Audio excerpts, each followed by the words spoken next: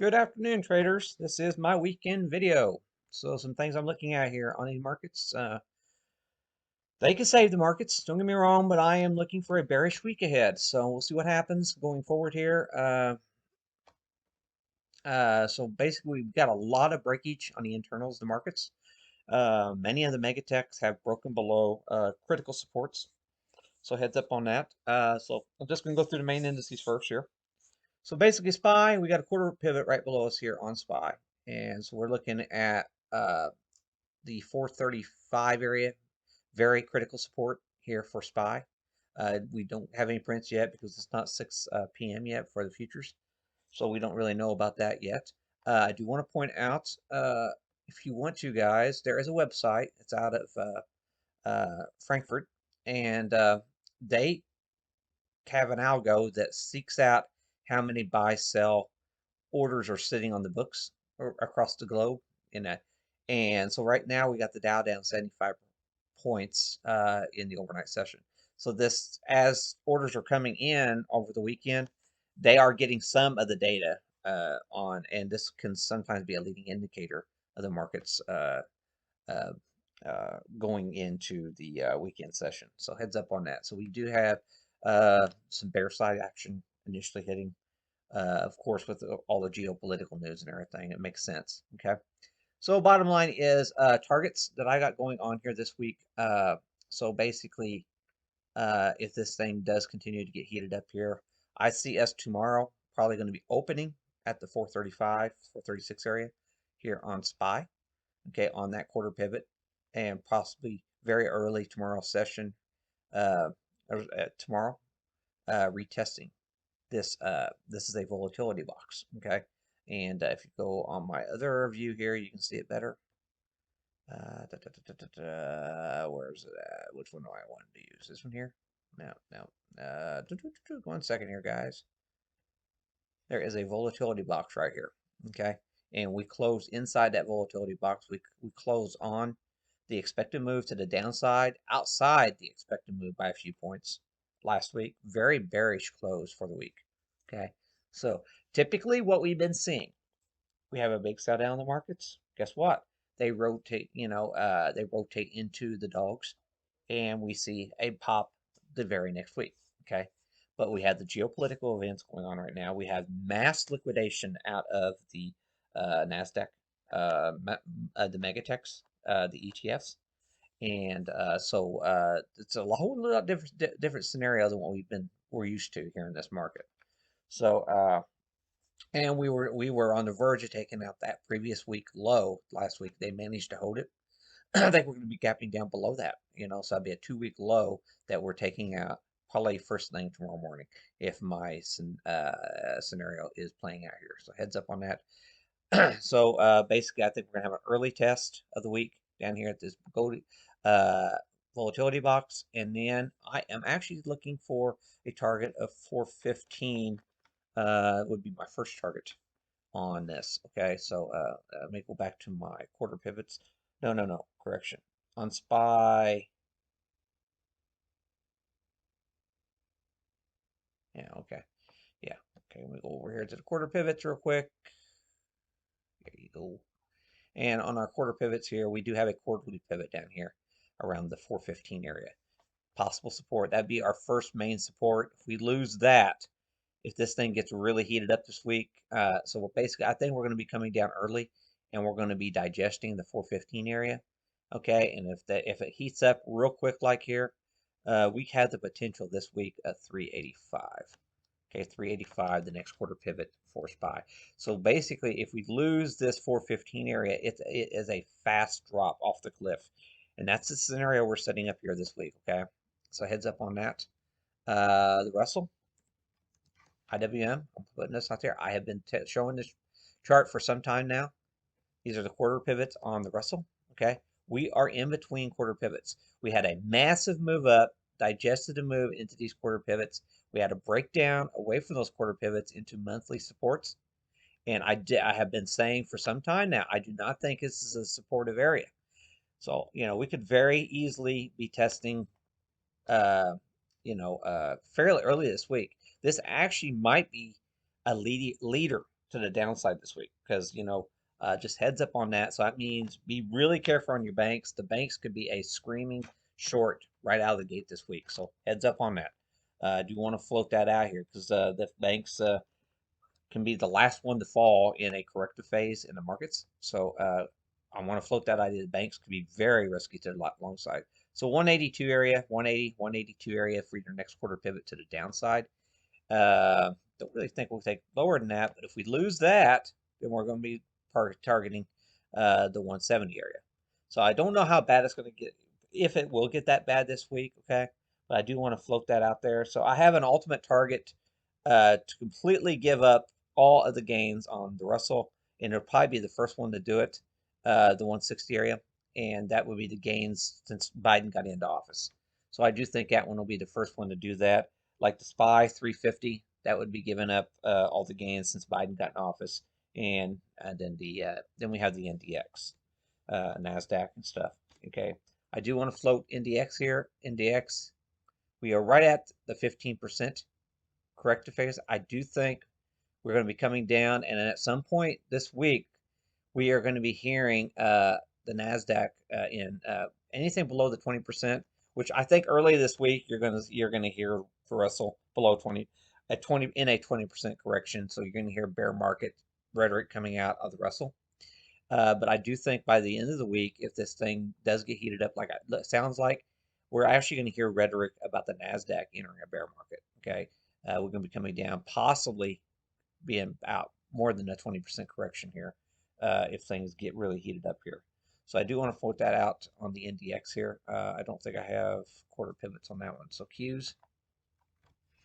So the Qs, I do have targets. So if we break this volatility box on the Nasdaq, which is likely to break before the SPY, heads up on that. Then our next target would be 320 area. Okay, and what is that right? Yeah, 320 on the Qs. Yeah. Yeah, possible 320 on the Qs, and then after that, then you have 300 on the Qs, okay? And then all the way back to give up all the gains since Biden got in office would be 280, okay? And ultimately, that's what I'm thinking on most of these indices, that we are giving back everything that we gained since Biden got in office because it was a parabolic move to the upside. It's not supported. That's the only problem whenever you give unprecedented stimulus.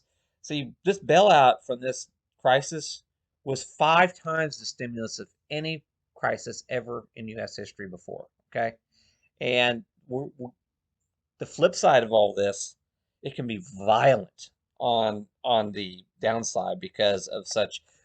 We went up in such a rapid way. There is not a lot of technical support, whenever things start coming apart. Okay, so heads up on that. Okay, and then also I do want to point out here on my talking, and I've talked about Facebook a little bit last week. Facebook destroyed more wealth in one day than by far than any other company ever in history. Okay, and I argue that we have not seen the true impact of all this. Literally, we're going to be hearing in the next coming weeks, funds are actually going to be closing their doors over this whole Facebook disaster. Okay, we just haven't heard the news yet. The news it's brewing in the backdrop. We just not heard about it yet. But there are going to be funds that literally are going to close their doors because they did not have risk adequately priced in for a Facebook disaster. And that's pretty much what this is. This is a Facebook disaster. And so basically if you're a bull in the market, what you want to see is, because Facebook came down so fast and so hard, you want to see funds to repair. They have to, because Facebook came down so hard, they seek out to try to repair their performance. They have to do the best, everything they can as a fund to repair and reallocate their funds. Okay, so what they've got to do, because they've lost so much on Facebook, they have to sell down the top of their book, free up capital, and then reinvest that capital in the low hanging fruit. Unfortunately, what you typically see, the low-hanging fruit in a bull market, the low-hanging fruit has paid. Buying the low-hanging fruit has paid. So what you would see them doing is buying Facebook as the low-hanging fruit, okay? And all the markets just go up because everybody's buying the dogs, buying the dog of the market, just taking all the market up. That thesis, in my opinion, is over with. They call it the end of the Goldilocks era, okay, in the markets. And so what you got to watch here, Facebook is really going to be a big tell on how this market's going to perform going forward here, because these fund managers should be buying this up, and if they're not, it's a really bad, that just tells you that the buy the dip mentality is dead. Okay, so I do want to float that out here, guys, and so I have a target of $200 on Facebook, and and the fact that this thing here is not getting a bid is a very it basically is sitting there saying the bullish rotation is in tech is gone. Okay, it's just absolutely gone. If we start breaking down these lows here, guys, I mean, it's Facebook is probably the most important thing to watch. To prove that tech rotation in tech is just absolutely dead. Okay. Then another one I want to put out there, okay, and that's your Amazon, okay. Amazon, we got a massive gap down here that has never been supported. I mean, this price action, yeah, that's great earnings, absolute low, you know, but we're probably going to come in here right on the top of this gap, and we do not have any historic price performance post earnings to say that this gap is justified. Okay, we do not have any volume supporting that move, and if the markets are in a sell signal, I mean, yeah, this could get ugly. Okay, just heads up on that. Okay. Okay, guys, I'm going to show you a little different view here. This is a scan here. I'm on this square right over here. These represent all the companies that broke that are now below their quarter pivot, monthly pivot, and weekly pivots. So we closed the week with all of these companies, and these are some mega tech names here. Okay, these are mega tech names here that have broken down below their all three major. So they're technically trending here, and because we closed and most of these were below. I think just about all of these were also below their daily pivots as of Friday. So be aware they weren't buying anything Friday, guys. So we are trending. I mean, bottom line is that this is really important whenever Megatech is breaking down. Fundamentally, it's something to definitely be worried about. Okay, then at ones that hitting day lows, going into the close there, Facebook. So I do want to point this out. Facebook, that just tells you that rotation theme is not working. Okay. So I'm expecting a limit down day here really soon on on these indices. So 5% or greater in the markets sell off. We could very easily be seeing that this week. So heads up on that. Okay. Now everything's not the end of the world. I mean, we did have some breakout patterns going on here. These here represent everything above all their pivots. Okay, we got gold, Lockheed Martin, uh, Pioneer Natural, uh, Northrop Grumman, oil, ETF, and more a gold miner right here. GD is one of the gold miners. These things are just breaking out to all-time highs. Okay, so definitely keep that on watch. And then we have these right here are also ones that are above their pivots. So these are above their pivots. So heads up. These are breakout patterns. So heads up on that. Even Philip Morris. Anytime you see Philip Morris breaking out to all-time highs or to some of these other tobacco stocks, there is a real flight to safety in the works. Okay, so heads up on that going into this week's session.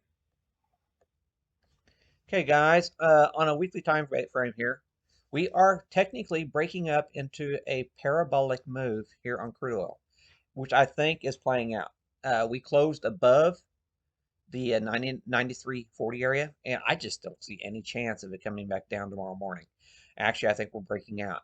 So we do what we're moving into is into an area of price action on crude oil that has found strong support in the past. When it gets up into this area, it tends to stay in this area for quite a considerable amount of time in the past. So just heads up on that, guys. A lot of people seem to think this crude moves as, oh, it's going to come back in. It's no big deal. I am not in that camp, guys. So just heads up on that. I know it shouldn't be a fast move over the 105, but if we come in this week, rocket ship into 105 on crude oil, and this thing just can get ugly. And we did some math, some guys and I, into last year. And if you do an inflation adjusted uh, prior peak analysis during a wartime scenario for crude oil, we could actually see $160 a barrel for crude oil this year. All it would take, is under this situation. I want to really float this idea with you guys to put it in the back of your mind. We've had a managed correction in the Chinese equities. Okay, they went instead of just allowing the Chinese equities to correct with the rest of the global market. Whenever there's fear, risk off. China, the central realized, the situation going on globally. They forced a managed correction in their markets to get their equities relatively cheap. Okay. And I am of the belief what we are going to see in a major U.S. correction, market correction, or European correction, all major dollars going into the Chinese looking for performance and moving over to China. Okay, so that is why I am floating this idea exactly. The Chinese government is pretty damn smart about things, and I am actually thinking we're going to see a massive and probably the dollar collapsing in that scenario. And if the dollar collapses, guess what? We're going to get $160 a barrel. All we need is some fear. We need weakness in the dollar, the combination of fear and weakness in the dollar. All of a sudden, boom, crude just goes through the roof. So I know I don't want to be a doom and gloomer, but do not be surprised if we're not at the gas pumps at $5.50, $6 a gallon for crude at some point in time this year. So, or gasoline. So just be careful. I would not be surprised to see $6 a gallon for gasoline this year.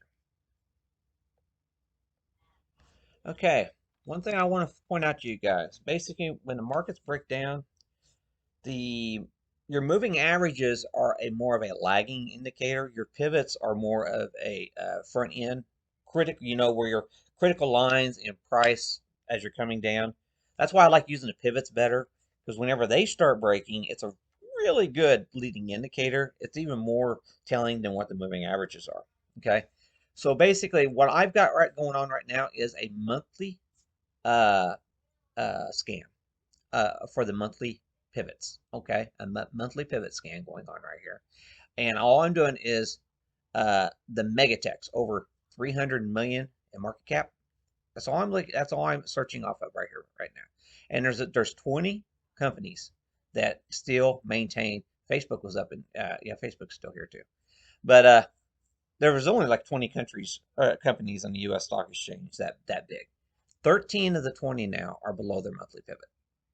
So we are technically over 50% of all the megatechs are now below their monthly pivot. So I do want to point that out. Here we are. What you'll typically see when you have a sell down in the market, okay, they'll sell it down into the end of the week and then save it, or end of the month and save it. We've already given up 50% of the market breadth of the megatechs. We're only on the 13th of the month. This is a very, very bad sign. They're not trying to save the monthly, the breadth of the market. So, as a fund manager, you're not coming in here buying up tech at all because the time and price are not lining up. Okay, guys. So just heads up on that going into this. Maybe I'm dead wrong. Maybe they come in here and save everything right out of the gate Monday morning. I think we're gapping down Monday morning, quite possibly in a large way here. So we'll see what happens. Okay, so I did want to float this here. The megatechs are just getting destroyed, and you have to keep that in the back of your mind here. These things, like I was showing you on that NDX, there was 5 companies that took the Nasdaq. Pretty much their gains alone represented the entire gains of the Nasdaq last year. Okay, they take these 5 companies down, which that's exactly what they're doing here. You can see it, okay? And uh, we're gonna in it took us a year to go up. It might take less than 2 months to come back down from everything that Biden has done in his tenure in office. His technical tenure in office since the inauguration. So I do want to float that out there, okay, guys? And the problem is just not related to the whole Crimea thing. You see how Ford on volume is just getting decimated in a lot of these other autos. Guys, we got the trucker-ish situation going on with Canada, where the truckers are picketing and stopping, even causing more supply chain disruptions than what we already had. Okay. So what's going on here? There's more going on globally than what just the whole Crimea mess. Okay, and this is a if you start having major disruptions in the auto industry on top of everything else, we're just coming into a perfect storm to start the week here. Yeah, so this heads up. That's I just want to give you the heads up what's going on here. So basically, my main takeaway here. There is no reason at all to take new overnight longs in this market until things settle down. Okay. And I want to show you something about the VIX real quick. 1 second here. Okay, my one last takeaway, and I hope I'm wrong, and they save the markets, and we just digest. They just blow off all the bad news, which doesn't look like it's going to be that case, and I hope I'm wrong. And I haven't even talked about interest rates yet. But the VIX, I do want to point out here, we are going to be opening the week. You know, uh, we don't know for sure how the VIX is going to be open tomorrow morning. Okay, it should maintain a bid if the markets are down. In all likely, but we are above our monthly and quarter pivots already on the VXX. I want to point this out. Okay, and if you go to your VX futures slash VX, we are once again back. Uh, you know, so you have to go out at least 17 days, but we are in backwardation on even our 17 out contracts now. Okay, guys. So heads up on that going forward here. Whenever you have backwardation and it's still 17 plus days out, we are in for one heck of a ride to finish February here. I'm just saying it's not looking good for that. And if you want to look at your also on your the 10-year yields, your 10-year yields, we came off that magical 2% uh, yield. Okay, and as this fear comes into the market, this is the one thing that might be subdued somewhat going into a risk on fear thing. And that's why I'm thinking the banks are going to get here because bottom line is people have to go to safety. Okay. If things start getting really crazy in the equity market, they tend to put their monies into the bonds, the treasuries and stuff like that. In that case, bond yields are likely to come in, not go out and to go into a breakout phase. I do want to float that idea. That's why I'm thinking the banks are going to have a bad week. If all this geopolitical risk is going to be into the narrative, we're probably going to have subdued yields on of the bonds and driving bonds higher this week. So just keep that in the back of your mind, and that's all. That will be negative for banks, which banks are. They were one of the ones that have had one hell of a run under Biden. And if you look at the XLF under Biden, uh, Biden got in, back here in November. Look at this run up in the XLF. This thing has all kinds of problems. if we start coming apart on the XLF, and nobody's even talking about the financials. Oh, yields are going up, financials are going higher. I'm telling you right now, these financials could be in as much trouble, every bit as much trouble as some of these other sectors. So, we do have a lot of support up here, but we could very easily be coming down. I mean, it wouldn't take much to come down here on these financials. So I just want to float that idea out here. I mean, we can come crashing down very quickly back down to the $39, 39 level here on the XLF. That's just a dollar. It would not take much at all to start crashing down here if this market starts to get some troubles here. So heads up on that. This is a tougher trade because you have support below us. But yeah, I do think I'm on to something on this whole financials thing. Okay. Please like the video. Please retweet my video, and, please leave some comments. And remember, guys, liking my video and retweeting my video, that will help video quality. Google has changed things, the more views you get, the better resources for videos that you post. So thanks a lot for watching my videos, and I will see you in the trading rooms this week.